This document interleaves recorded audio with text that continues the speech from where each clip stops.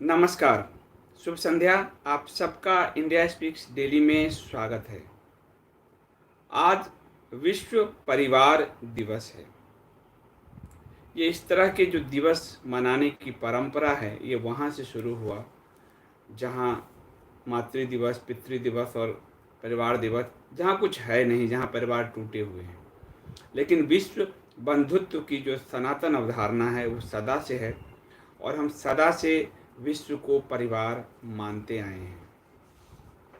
ऐसे में जब परिवार बिखर रहे हों, ऐसे में जब हमारे घर की लड़कियां boys chat room, girl chat room के रूप में प्रेम की जगह व्यभिचार के मामले में सामने आ रहे हों, तो हमें लगता है कि हम सनातन परिवार की उस परंपरा को भूलते जो जा रहे हैं, उसको फिर से पुनः याद करें। और आप सब ने हाल फिलहाल देखा ही कि ये किस तरह के कच्चे मन में ये पनप सकता है कि कोई लड़की चैट रूम बनाकर स्वयं के बलात्कार के लिए लड़कों को उकसाए, तो समझिए कि परिवार के जो नींव है वो बड़ा हिला हुआ है। और अभी अब विष्णु पुराण शुरू हुआ है, आपने सुना होगा, भगवान विष्णु कहते हैं परिवार सबसे छोटी लेकिन सबसे महत्वपूर्ण इकाई है। समाजशास्त्र में कहते हैं परिवार प्राथमिक इकाई है। और परिवार बनता कैसे है? परिवार बनता है एक स्त्री पुरुष के प्रेम से, समर्पण से, विश्वास से। और ये जो प्रेम, समर्पण, विश्वास की ये जो भावना है वो देवताओं को भी दुर्लभ है, ये मनुष्य के अंदर ही है। अभी आपने देखा है विष्णु पुराण में कि मनु और शत्रुपा के जरिए विधाता ने कैसे इस पृथ्वी की रचना की। कभी उस पर मैं आऊँगा। लेकिन स्त्री पुरुष के इस संबंध में आज जो कटुता आई है, ये क्यों आई है? क्योंकि स्त्री पुरुष उस संबंध को समझ नहीं पा रहे, उसको जी नहीं पा रहे। मैं महाभारत से आपको एक कथा सुनाऊंगा, और उस कथा में दुष्यंत और शकुंतला की कथा आप सब जानते हैं। लेकिन शकुंतला ने दुष्यंत को जो राज्य सभा में कहा, वो हम सब भूल चुके हैं। सनातन यही मानता है, सनातन ये सदा से कहता आ रहा है कि पति ही पत्नी के गर्भ से पुत्र के रूप में उत्पन्न होता है। और ये विचार सनातन का इतना सुदृढ़ विचार था कि धीरे धीरे हमने वो जो गृहस्थ जीवन की पुण्यता थी, पुण्य भूमि, उसको कहा गया सनातन की पुण्य भूमि, पत्नी के गर्भ को, उसको हमने भुला दिया। और हम पश्चिम के जो हैं सेक्स को, काम को हमने ऊपर से थोप लिया।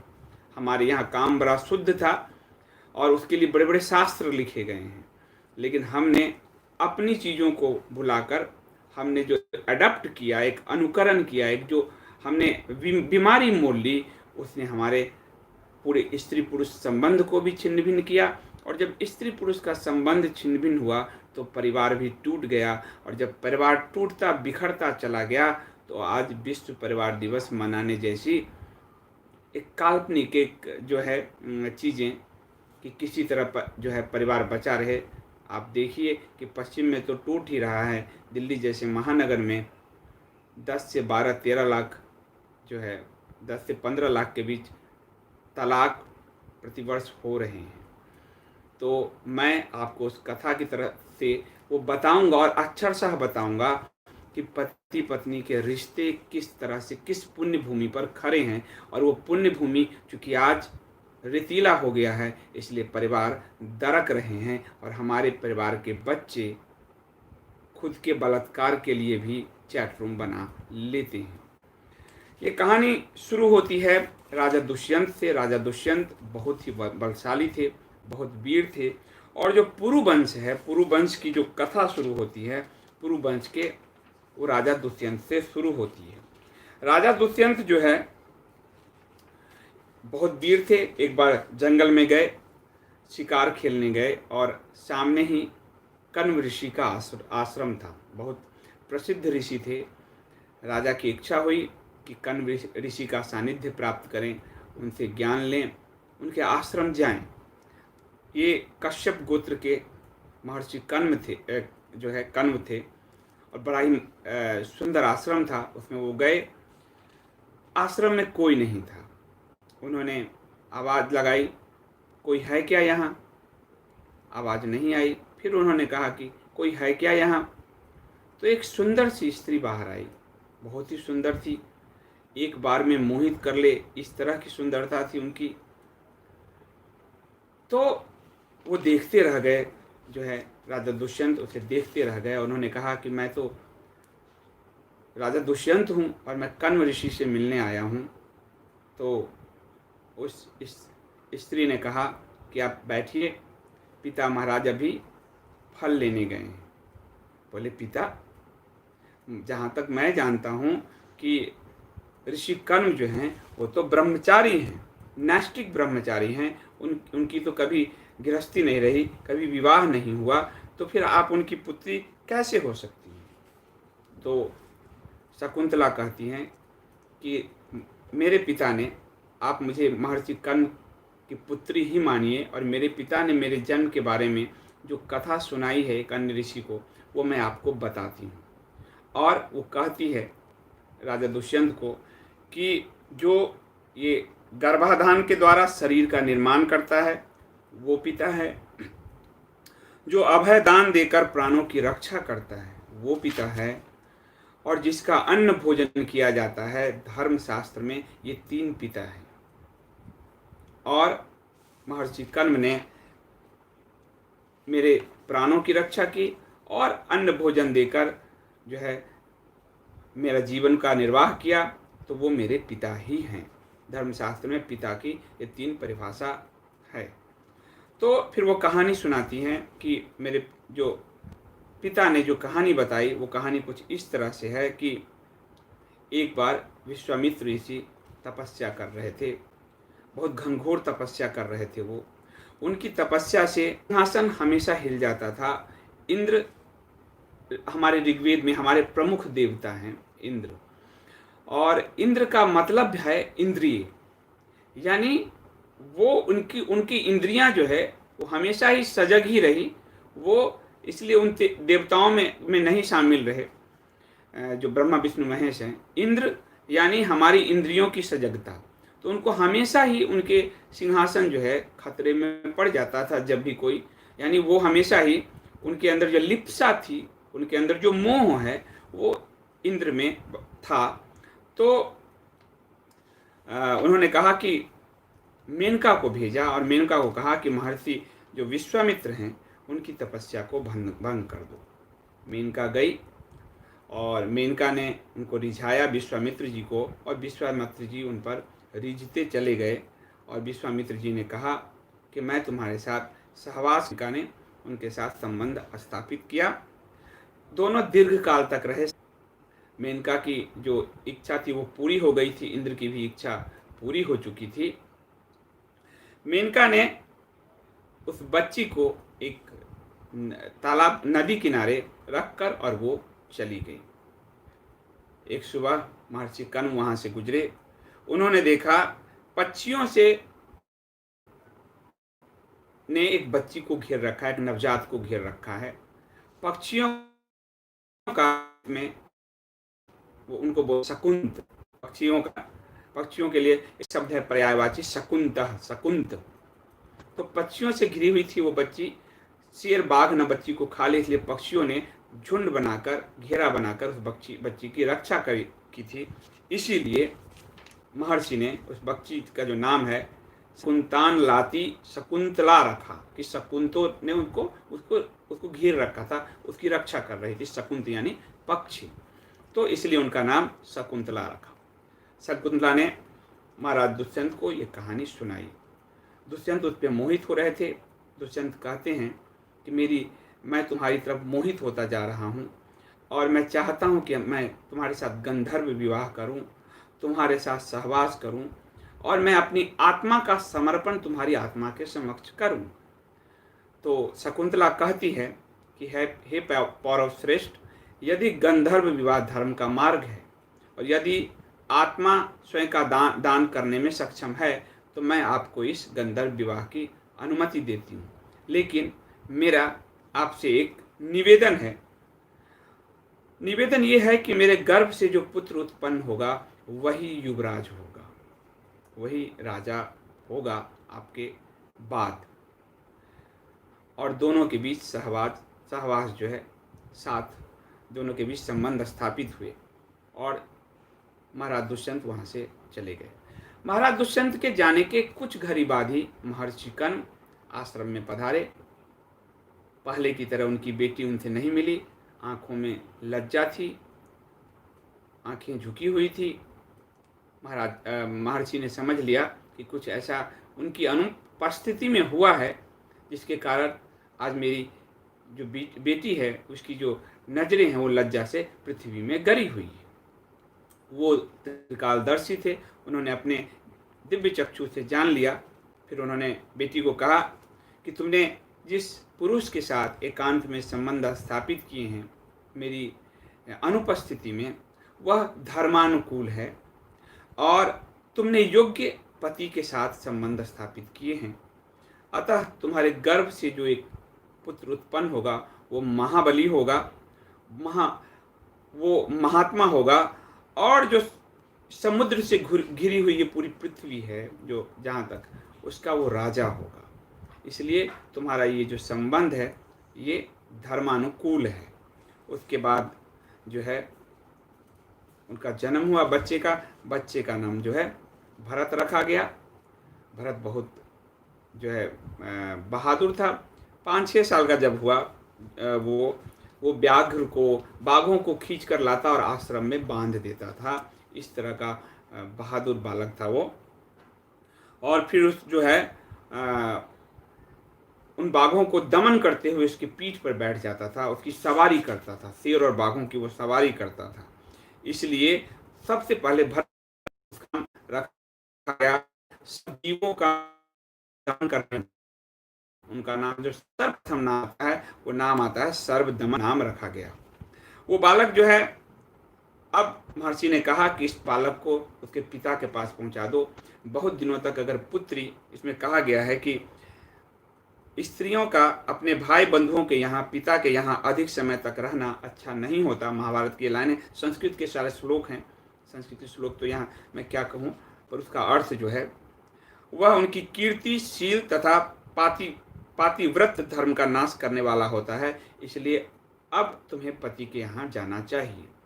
और शकुंतला अपने पुत्र को लेकर दुष्यंत जो हैं उनके दरबार में पहुंचती है। राजा दुष्यंत शकुंतला को देखते हैं पर वो पहचानने से मना कर देते हैं, वो नहीं पहचानते और वो कहते हैं तुम्हारे साथ मेरा धर्म, काम अथवा अर्थ को लेकर वैवाहिक संबंध स्थापित हुआ है, इस बात का मुझे तनिक भी स्मरण नहीं है। तुम इच्छा अनुसार रहो यहाँ या जाओ, इससे मुझे कोई फर्क नहीं पड़ता, मैं तुम्हें नहीं पहचानता। और जब वो ये कहते हैं कि मैं तुम्हें नहीं पहचानता, उसी में जो शकुंतला के मुंह से उद्घाटित हुआ है, जो श्लोक निकले हैं, वो पति पत्नी के रिश्तों को इतनी खूबसूरती से परिभाषित करते हैं। वो कहती हैं, एक दो श्लोक मैं पढ़ देता हूँ फिर उसके बाद बताता हूँ। भार्यां पति संप्रविश्य स यस्माज्जयते पुनः जायास्ततिद्धि जायात्मन पौराणाय कवयो विदुः। लंबा है काफ़ी। वो कहती हैं कि पति ही पत्नी के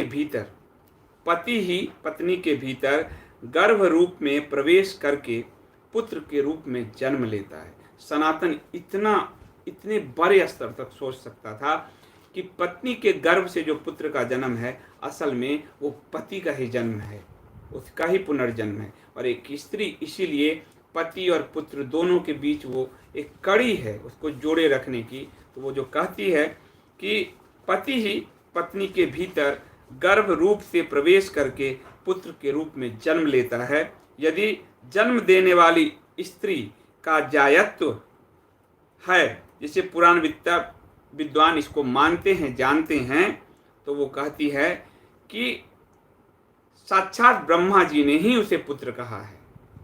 पति को पत्नी का जो पुत्र है, यानी पति ही पत्नी के गर्भ से एक पुत्र के रूप में जन्म लेता है, साक्षात ब्रह्मा जी ने ही कहा है। इतनी सुंदर और इतना इस उच्च स्तर की व्याख्या कभी पश्चिम का मनोविज्ञान, पश्चिम कभी समझ ही नहीं सकता है।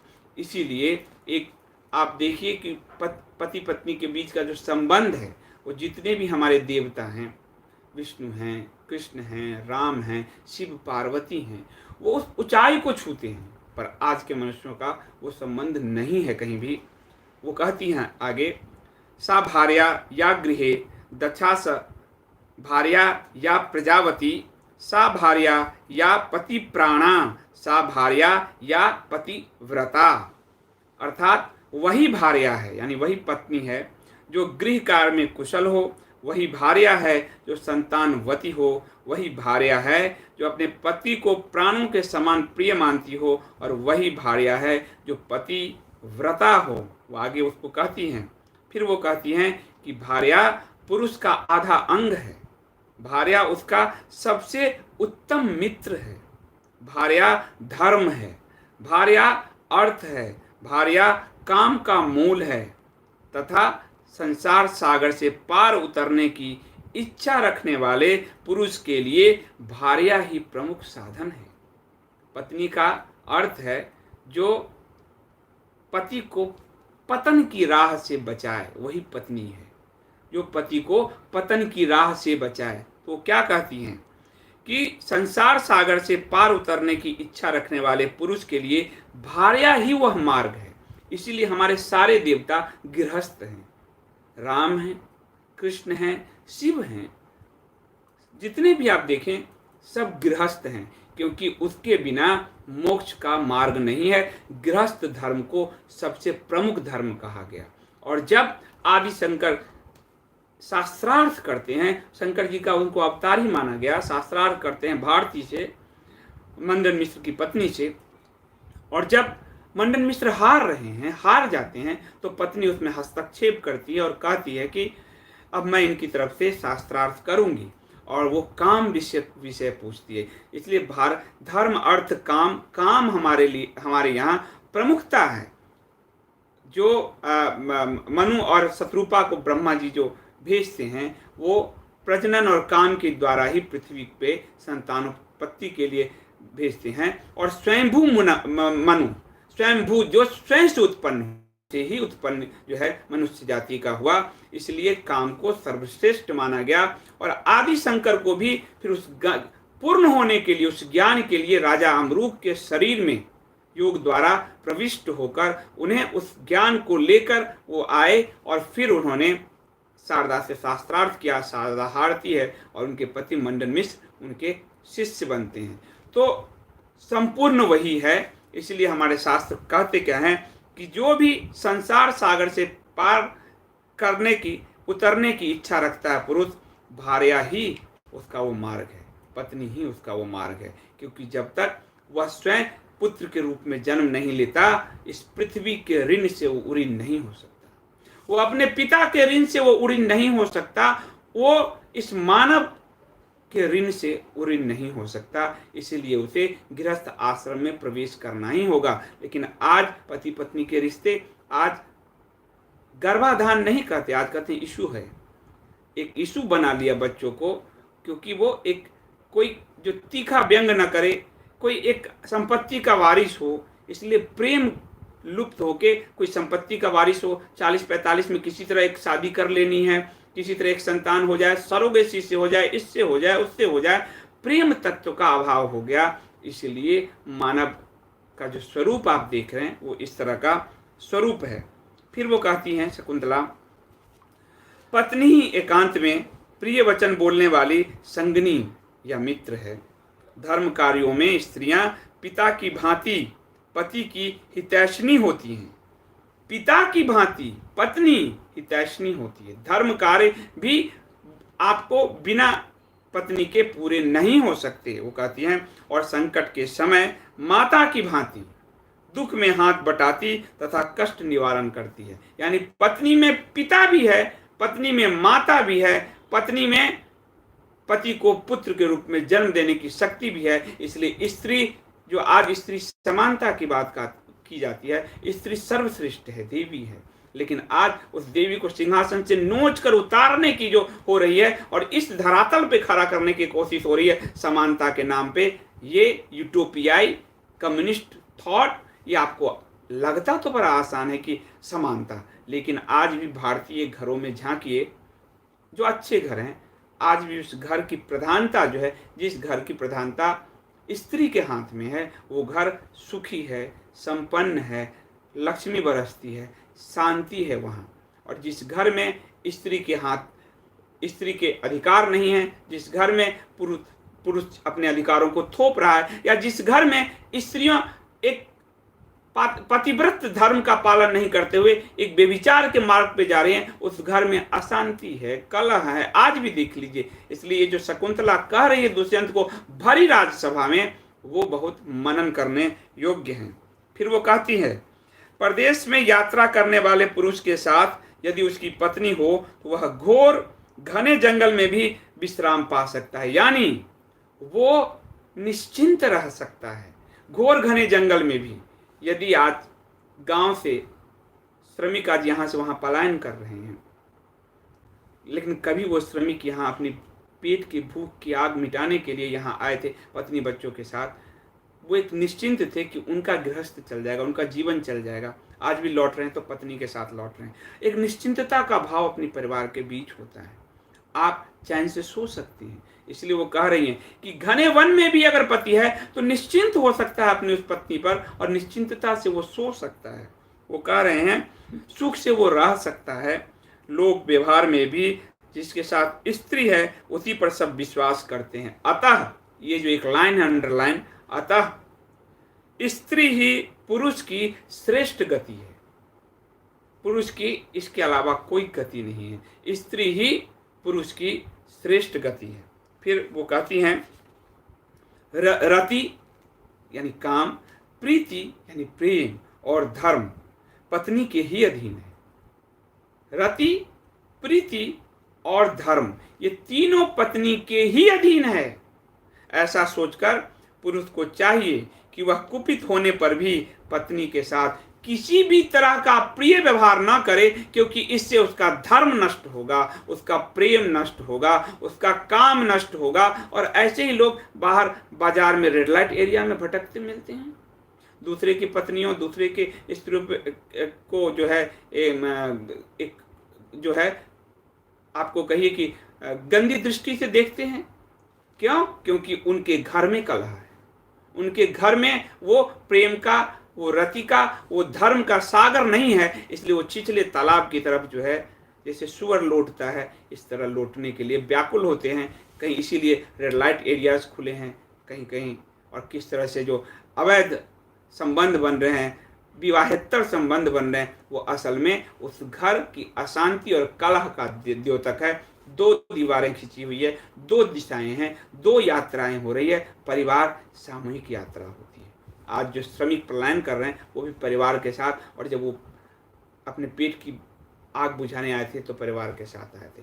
परिवार यानी घने वन में भी आप निश्चिंत रह सकते हैं। परिवार वो आश्रय प्रदान करता है, और वो परिवार लुप्त हो गया। इसीलिए आज विश्व परिवार दिवस मनाने की बारी है। और आज वो जो ऊर्जा चक्र होता है पति पत्नी का मिलकर, जो एक पुरुष में आधा स्त्री होती है, आधा पुरुष होता है, एक स्त्री में आधा पुरुष होता है, आधा स्त्री होती है, वो जो चक्र है वो पूरी तरह से खंडित हो गया है। इसीलिए विक्षिप्तता, मानसिक बीमारियां, अशांति, नींद, निद्रा विहीनता, अवैध संबंध, ये जो घट रहे हैं चारों तरफ, ये पश्चिम की उस बीमारी का परिणाम है। क्योंकि पश्चिम कभी सोच नहीं सकता कि वो ही अपनी पत्नी की गर्भ से जन्म भी ले सकता है। बड़े बड़े सुकरात और ये लोग भी अपने आप को, उनके जो आप थॉट सोचेंगे, जो अपने आप को बड़े वहाँ के दार्शनिक शब्द तो उनके लिए नहीं, फिलोसफर्स माने गए, वो सब भी स्त्रियों को लेके इस उन्नत सोच के साथ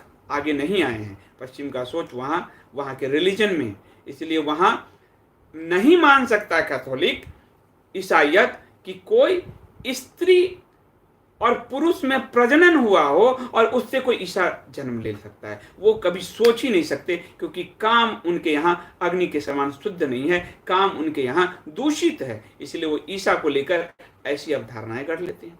अरब के मजहबों में देख लीजिए, वहाँ स्त्री भोग और खेती की वस्तु समझी जाती है। ये वो जो धरा है, जब तक स्त्री का सम्मान है ये धरा सुरक्षित रहेगी। जिस दिन स्त्री का सम्मान गायब होगा वो अरब और पश्चिम की दुनिया की तरफ हो जाएगा। आपको वो आधुनिक लगते हैं। आज देखिए एक विपदा जो आई है, लील रही है सबको, और ऐसी विपदाएं लीलती रहेगी हमेशा।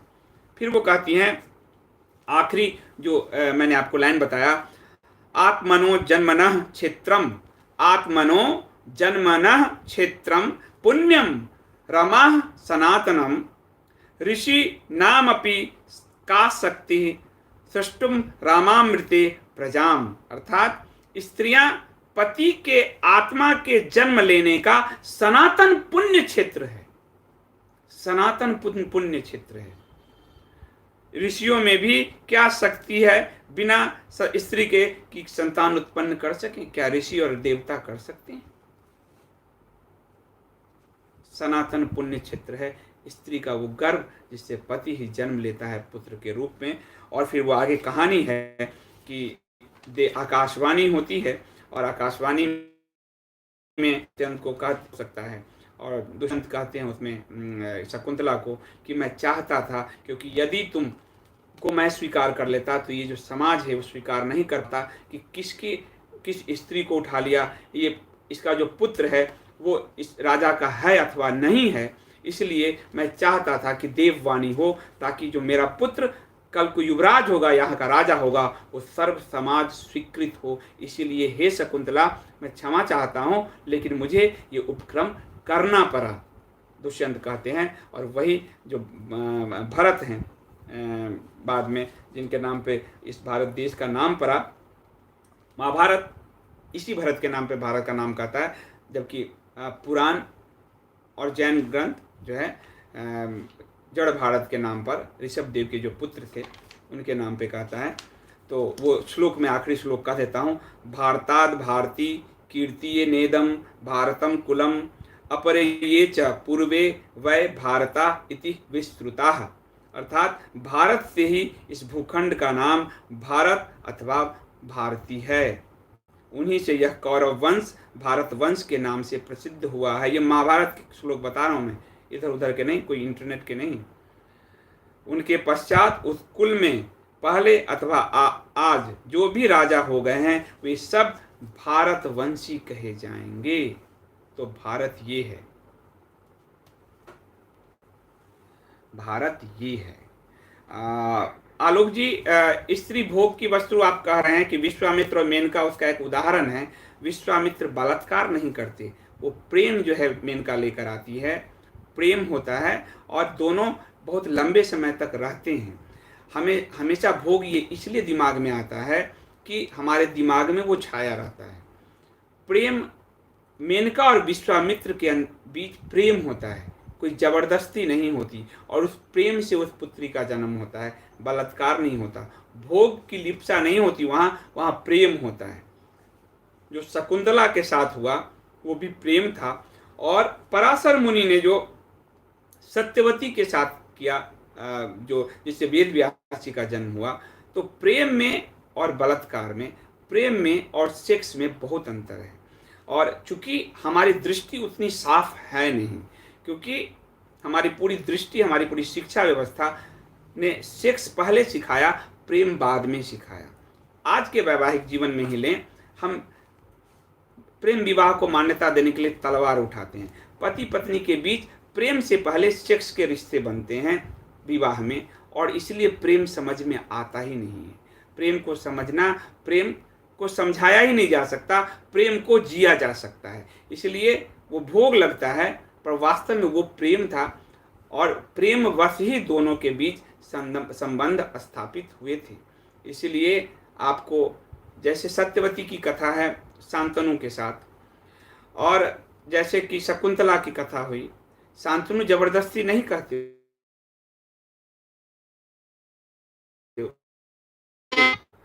जबरदस्ती नहीं करते शांतनु। सत्यवती के पिता शर्त रखते हैं तो शांतनु वहां से लौट जाती है। जबरदस्ती नहीं करते, मुगलिया उठा लेने वाली बातें वो नहीं करते। भोग में भोग्या, तो भोग में जो वहाँ है मजहब की हम स्त्री खेती है, पर यहाँ भोग नहीं है, यहाँ स्त्री सहमति और स्त्री श्रेष्ठ है। इसलिए भोग का जो ये शब्द है, भोगने लायक जो है, ये भोग हमें उपभोग शब्द से आप समझ रहे हैं, भोग से उपभोग, वस्तु हमने सब चीज को मान रखा है, और ये वस्तु मानने के कारण हमारे दिमाग में प्रेम को समझना इतना आसान नहीं है, उसके लिए जीना पड़ता है। और प्रेम किसी परिभाषा से समझाया भी नहीं जा सकता कि मैं आपको समझाऊं प्रेम समझ में आ जाए। प्रेम में स्थित होना पड़ता है, और आज के युवा तो प्रेम में कहाँ स्थित हैं। आज के लोग प्रेम में स्थित ही कहाँ हैं। सीधी सी बात है, प्रेम का पहला ही चरण जो है, जो शुरू होता है, वो काम सेक्स से शुरू हो जाता है। तो प्रेम में स्थित ही कहाँ है। ये बड़ी विडम्बना है। प्रतिभा जी बहुत बहुत धन्यवाद आपका। आपका ये व्याख्या सभी पति पत्नियों को सुनना चाहिए। हमारे शास्त्रों में असंख्य ज्ञान है, तो अगर हम इसको जाने तो हम सबका जीवन बहुत ही उत्तम दिशा में जा सकता है, लेकिन नहीं जाने तो कोई बात ही नहीं है। देवेश पंत जी बहुत बहुत धन्यवाद सुपर चैट के लिए आपका। सुपर चैट के साथ आप लोग प्रश्न भी जरूर पूछिए, अच्छा लगता है। तो बहुत बहुत धन्यवाद देवेश जी। निधि राजपूत जी का नमस्कार। संदीप जी, क्या हमारे संविधान में ऐसा है कि गुरुकुल की पढ़ाई नहीं करा सकते? हमारी शिक्षा व्यवस्था गुरुकुल में जो आचार्य और इस तरह की जो पद्धतियां हैं उसको मानती नहीं। आप आचार्य से पढ़ के अगर आपका बच्चा आया तो बीटेक में एंट्री नहीं होगा, तो रास्ते वहीं रोक देते हैं। कैसे पढ़ाओगे? वो पैरेलल आज उनके यहाँ व्यवस्था है कि मदरसे से पढ़ने के बाद वो उनके अलग अलग हाकिम मौलवी क्या क्या बनते हैं, उन सब की वो इस तरह की पूरी व्यवस्था खड़ी है। हमारे यहाँ व्यवस्था नहीं है खड़ी। अरुणा कालिता जी बहुत धन्यवाद, thank you so much. Anil Saini ji राम राम। मनोहर के बारे में बताइए, कहूँगा उसमें मनुस्मृति की भी जरूर चर्चा करूँ। सर्वाइकल उखड़ जाता है। महाभारत इतना मोटा ग्रंथ है, आप समझ लीजिए कि उसको मैं महाभारत देख जब सब लोग रहे हैं तो मुझे लगा कि मैं उसको कहूँ ताकि बोध समझने में आसानी हो। अब तो समाप्त भी है। तो महाभारत बहुत कई खंडों में है, बहुत विशाल ग्रंथ है, और मैं तो कहता हूँ जो महाभारत पढ़ लिया उसको भी कुछ पढ़ने की जरूरत नहीं है। उसमें वेद से लेकर पुराण तक सारे सब गीता सब कुछ है उसके अंदर, पर वो पढ़ना बड़ी मुश्किल है। और कोई? आलोक जी बहुत बहुत धन्यवाद आपका सुपर चैट के लिए। रंजन ओझा जी, जितेंद्र कुमार साथ जी बहुत धन्यवाद, बहुत सुंदर व्याख्या की, आपको बहुत बहुत धन्यवाद। सोहन पाटिल जी किसी प्रतिभा जी आप सही कह रही हैं, फेक फेमिनिज्म ने बेड़ा गर्क किया। फेमिनिज्म जो है वो भी पश्चिम में जो पश्चिम की जो अवधारणा है फेमिनिज्म, वो वास्तव में पुरुष बनाने की अवधारणा है। समानता के नाम पे कभी उंगलियां भी समान नहीं है। स्त्री पुरुष कैसे समान नहीं है? दोनों की शारीरिक संरचना अलग है, दोनों का सोच का बिंदु अलग है। पुरुष मस्तिष्क से सोचता है, स्त्रियां हृदय से ज़्यादा सोचती हैं। स्त्री में निर्माण पलता है, पुरुष में प्रलय पलता है। पुरुष पुरुष है, स्त्री प्रकृति है, कैसे समान हो सकता है?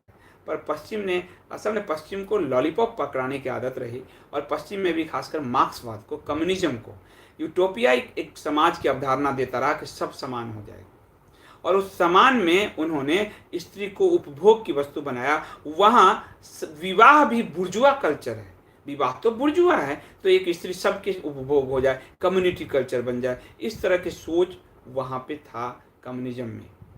तो ये बहुत दूषित किया चीज़ों को, और जिसके कारण हमारे यहाँ जो एक बड़ी आप देखिए, जो एक विवाह में ऊर्जा के उस पूरे क्षेत्र का निर्माण करते हैं, एक पूरा ऊर्जा क्षेत्र बनता है, लेकिन वहाँ तो उन्होंने उस पूरे ऊर्जा क्षेत्र को ही इतना खंडित किया है कि उत्तम, इसीलिए आप ये मान लीजिए कि वहाँ देवता का अवतार नहीं हो सकता, क्योंकि वहाँ उत्तम मनुष्य तक का निर्माण नहीं हो सकता। ये स्थिति है।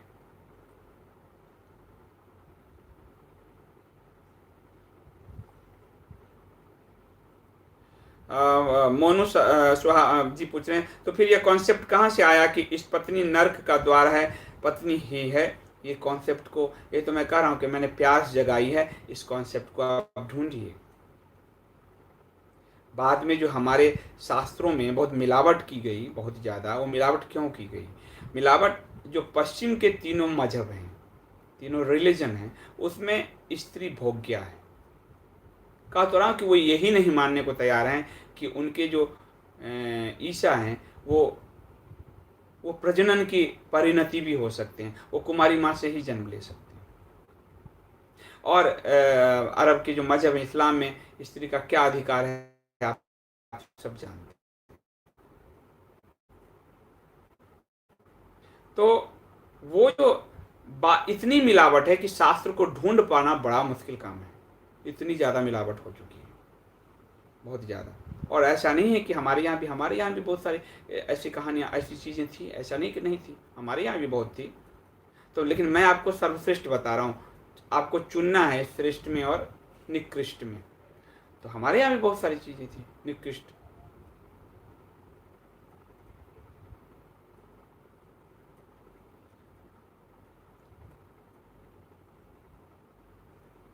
मोनू जी कह रहे हैं कि ऐसा नहीं हो सकता कि अनपढ़ को पढ़ाने के लिए जैसे रात्रि स्कूल में। अच्छा, मैंने ना वो उसको बुजुर्ग जो है प्रौढ़ शिक्षा कहते हैं, तो मैंने पढ़ा रखा है प्रौढ़ शिक्षा का। मैंने रात में, तो आप जो कहें कि ऐसे गुरुकुल में पढ़ाने की व्यवस्था हो, अब ये तो मैं क्या कह सकता हूँ। मेरा तो ये मानना है कि जो धर्म है कि इस देश के लिए मैंने क्या किया, मैं इसको मानता हूँ। और मैं किसी प्रणाली में जाके सर पीटूं, आज तक पीट ही रहे हैं। इससे अच्छा है कि आज के माध्यम से मैं आप अपने लोगों से संवाद कर लूं। जी, एक दिया से दो से 10, 10 से 100 दिया चलेगा। इसलिए मैं उसकी बहुत चिंता नहीं करता कि सिस्टम में आए, ये कह के अपनी कुंठा बढ़ाऊं और मेरी जो सृजनात्मकता है वो नष्ट हो जाए। इससे अच्छा है कि मैं किताब लिखकर समाज को दिशा दूं। इससे अच्छा है कि मैं पढ़कर वो जो मैं कहते हैं कि ज्ञान तो आप कहीं ले ही नहीं जा सकते हो, वो आपका है और आपका नहीं भी है, आपको समाज को देना ही है, वरना आप उस ऋण से मुक्त नहीं हो सकते।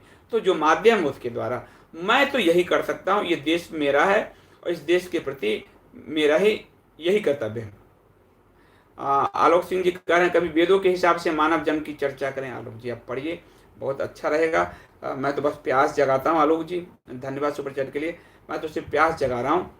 और एक बात और कर दूं, महाभारत में ये कहा गया है, वो श्लोक भी पढ़ देता हूँ कि जो पुराण को नहीं समझता वो वेद को कभी नहीं समझ पाएगा। महाभारत में आप कहेंगे तो श्लोक को मैं ढूंढ के आपको बताऊंगा, क्योंकि हमारे शास्त्र कटे हुए नहीं हैं, मध्यकाल में काट दिए गए। वेद अलग कर दो, उपनिषद अलग कर दो। वेदांत क्यों कहा गया? उस वेद का ही ज्ञानखंड उपनिषद है, उस वेद का ही जो कर्मकांड ब्राह्मण है। सारे शास्त्र एक दूसरे से जुड़े हैं। महाभारत में भी वेदों की चर्चा है, रामायण में भी वेदों की चर्चा है। तो वेद हमारे आदि थे, पर उस वेद को महाभारत कहता है कि वो व्यक्ति कभी नहीं वेद के अर्थ का अनर्थ कर देगा। महाभारत में है, जो हमारे पुराणों को, हमारे अन्य शास्त्रों के ज्ञान को नहीं धारण करता, वो वेद के अर्थ को अनर्थ कर देगा।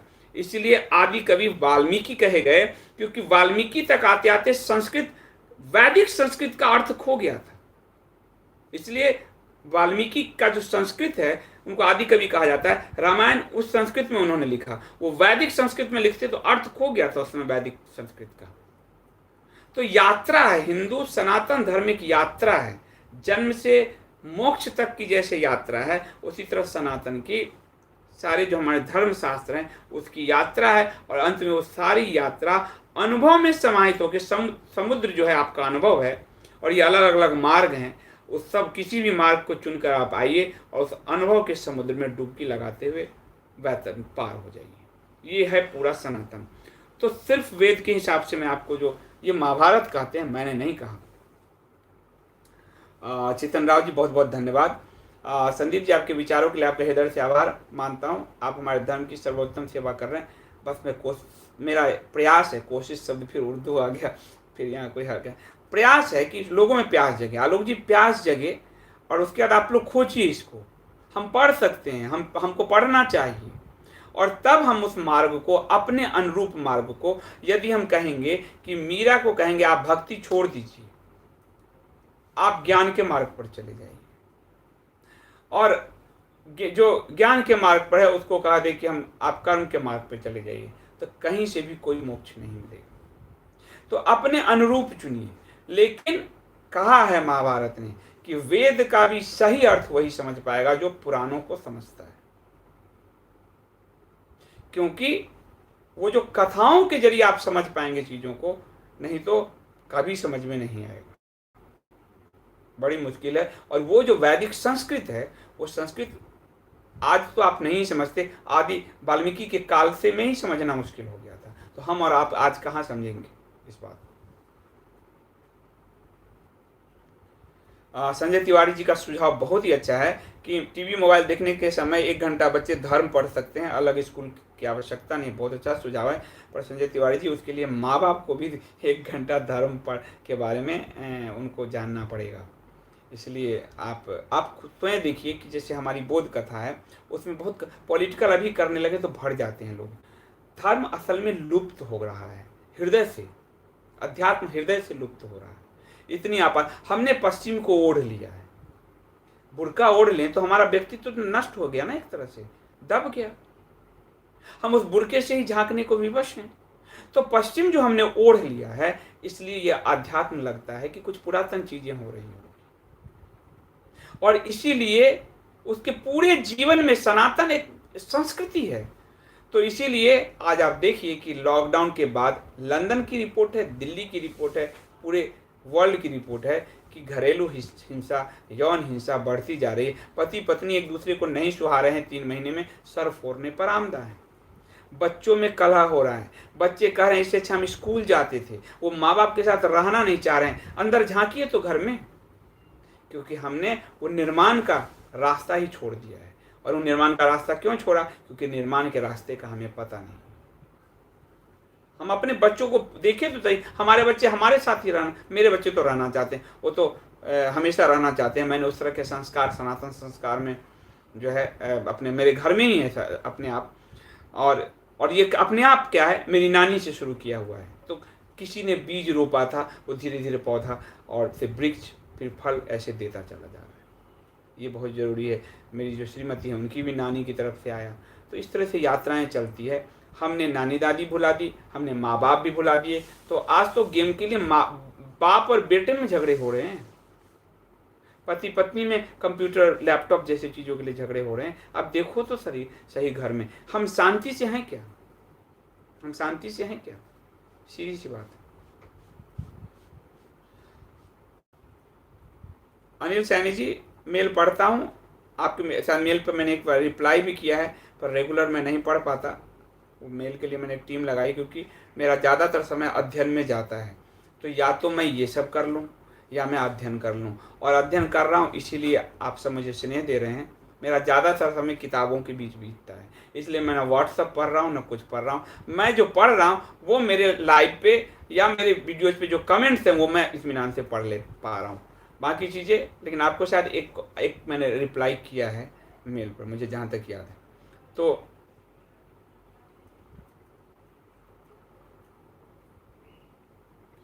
अनिल सैनी जी कह रहे हैं सर आप गीता शुरू कर लो, हमें भी मोक्ष मिल जाएगा आपके साथ। आपका समझाया समझ में आता है, गीता करेंगे, बिल्कुल करेंगे कभी, पर अभी पहले हम उस बूंद को तो समझे। सागर हम बिना बूंद के सागर कैसे हो सकते हैं? गीता सागर है।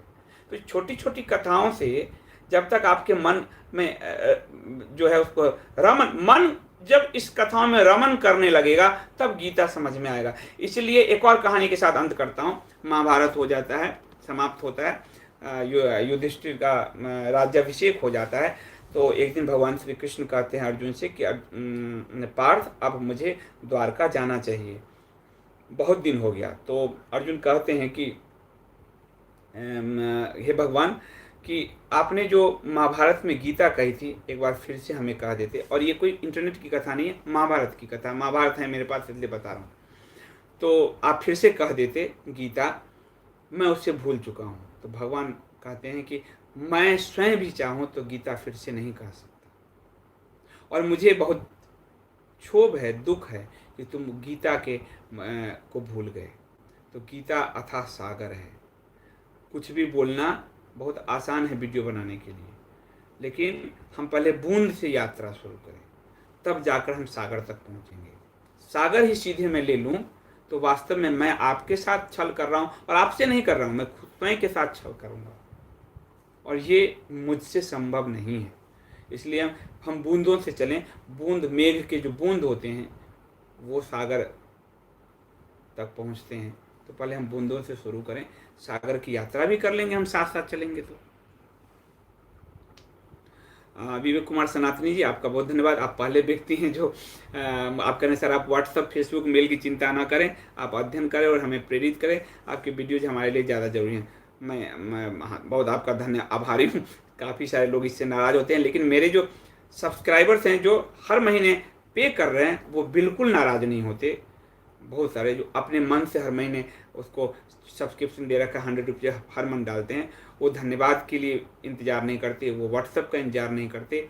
और ऐसे सभी साथियों को मैं नमन करता हूँ और अपनी वाणी को मैं यहीं विराम देता हूँ। शुभ रात्रि।